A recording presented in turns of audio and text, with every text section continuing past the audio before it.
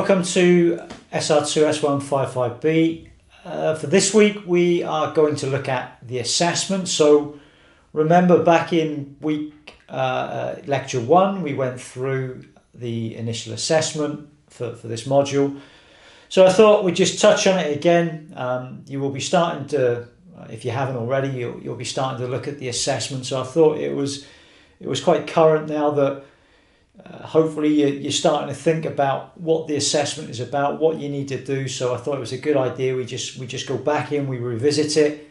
So you got a good idea of what you need to put in your first assessment, give you some detail about how to write it, and then some referencing ideas to support how you put that assessment together.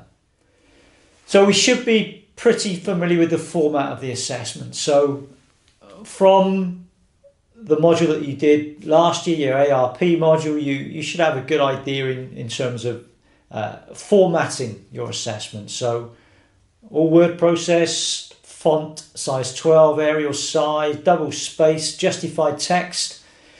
For this assessment there might be a little bit of first person writing in terms of your introduction in your letter. However, the majority of it will be third person. There needs to be referencing within it. Not so much within the leaflet, but I would expect referencing within the letter that accompanies your leaflet. And that needs to be written in a particular style called the Harvard referencing system, which I will talk about and elaborate on at the end.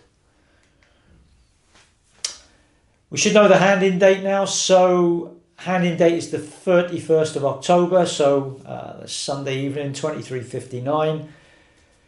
My obligation, as with any other lecturer, is that I will give you feedback within 20 working days. So that's not 20 days, that's 20 working days. So that is my commitment to you, your commitment to me and your studies and the lectures that you get the assessment in on time. It's written, it's produced, it's structured to a certain level of detail, and then I will get that feedback to you within 20 days. And I will provide informative, constructive feedback, which hopefully will identify where you've done well, the points that you've written well, but also identify areas that you can improve, so subsequently you can improve on not only the next assessment for this module, but other assessments as well. So as I said in lecture 1, in the introduction, the assessment for the whole of the module is broken down into 2 elements worth 50% each. So this one is around your role as a sports coach working in school. And then a second assessment that we will do at a later date is around fundamental movement skills. And this one is worth 50%, but what that 50% is broken down into 2 parts, where you produce a leaflet, which off the top of my head, is worth 30%, and then the accompanying letter is worth 70%.